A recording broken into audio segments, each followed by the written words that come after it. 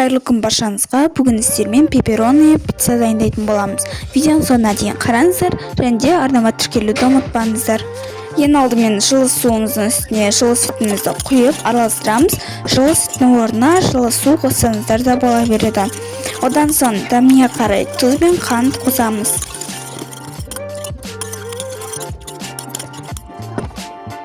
Оның үстіне оливке май қосамыз. Жақсылап араластырамыз.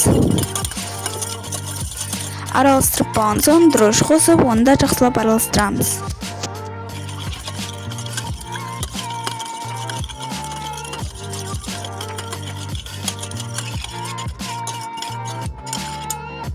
Барлық сұйықтығымызды ұнымызға қосып, барлығын жақсылап араластырамыз. Барлығын грамм-граммен істесеңіздер тура шығады. Ұнды көп қоспаңыздар. Егер де ұнды көп қоссаңыздар, пиццаларыңыз қатты болып шығады. Енді оны жылы жерге 30 минутқа қалдырамыз.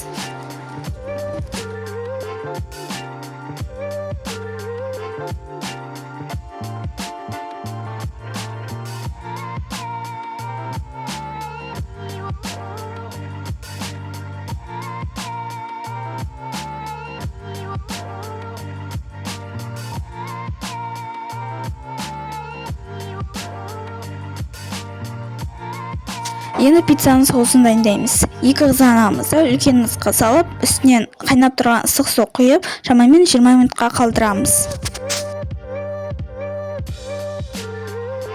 Енді оның сыртының қабығы оңай ашылатын болады.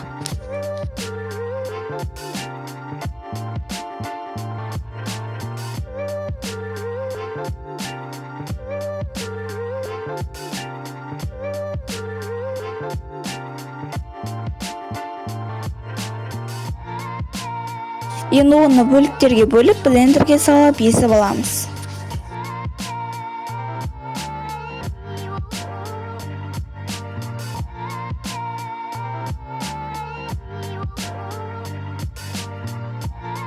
Табаға оливке майын қосамыз.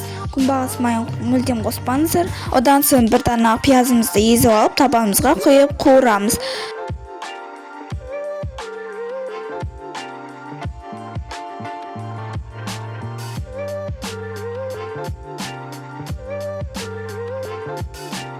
Енді бір дана сарымсағымызды езіп аламыз. Және оны қосамыз. Жаңағы езіп алған қызанағымызды қосып, барлығын араластырамыз, баяу отқа қоямыз. Тәтті паприка, тимьян, орегано, тұз дейтін дәмдеушілерді қосып 30-40 минутқа бұқтырып қоясыздар. Сөйтіп қоюланады. Мінекей қамырымыз жақсылап көтерілді. Енді оны жаятын боламыз. Жайып болған соң үстіне 3 ас қасық соусымызды құйып жағып шығамыз.